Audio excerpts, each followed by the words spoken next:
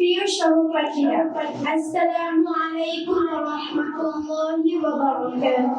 সর্বপ্রথম আলহামদুলিল্লাহ, আমরা এমন একটি পবিত্র শিক্ষা প্রতিষ্ঠানে পড়ার সৌভাগ্য পেয়েছি, দারুস সালাম ইন্টারন্যাশনাল মহিলা মাদ্রাসা, যেখানে ইসলামী আদর্শ, শৃঙ্খলা, চরিত্র গঠন ও জ্ঞানের আলোর সমন্বয় আমাদের গড়ে তোলা হচ্ছে। এই মাদ্রাসার শিক্ষকরা আমাদের শুধু পড়ান না, বরং নবীজি সাল্লাল্লাহু আলাইহি ওয়াসাল্লামের আদর্শে চলতে উৎসাহিত করে। এখানে রয়েছে কুরআন, হাদিস, তাজউইদ, আরবি ও আধুনিক শিক্ষার সুন্দর সমন্বয়। আমাদের নিয়মিত কিরাত, বক্তৃতা, আদব শিক্ষা ও আমল চর্চার মাধ্যমে একটি আদর্শ ইসলামিক পরিবেশে গড়ে তোলা হচ্ছে আগামী প্রজন্ম।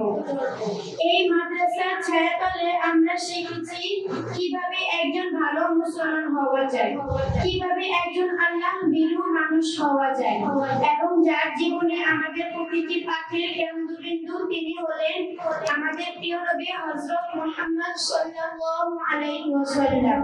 তিনি শুধু মুসলমানদের নেতা নন, বরং পুরো মানব জাতির জন্যই ছিলেন রহমাতুল লিল আলামিন। তিনি কাউকে কষ্ট দিতেন না, তিনি ছিলেন নম্র, দয়ালু, ধৈর্যশীল। তিনি মিথ্যা বলেন না, কারো অধিকার নষ্ট করেন না। তিনি ছিলেন সম্পূর্ণ সন্তুষ্ট একজন আদর্শ মানব। তিনি কখনো নিজের জন্য প্রতিশোধ নেননি, বরং ক্ষমা করেছেন বারবার। তিনি কাঁদতেন উম্মতের জন্য, আমাদের জন্য। আজ আমরা যদি সত্যি তাকে ভালোবাসি, তবে আমাদের উচিত তার দেখানো পথে চলা, তার আদর্শকে জীবনভর ধারণ করা। প্রিয় বন্ধুরা, দারুস সালাম ইন্টারন্যাশনাল মহিলা মাদ্রাসার মতো একটি প্রতিষ্ঠানে পড়ার সুযোগ পেয়ে আমরা সত্যি সৌভাগ্যবান।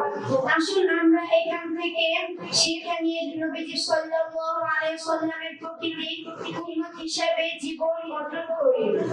আল্লাহ আমাদের সবাইকে নবীজি সাল্লাল্লাহু আলাইহি ওয়াসাল্লামের সুন্নাত অনুসরণ জীবন গড়ার তৌফিক দান করুন।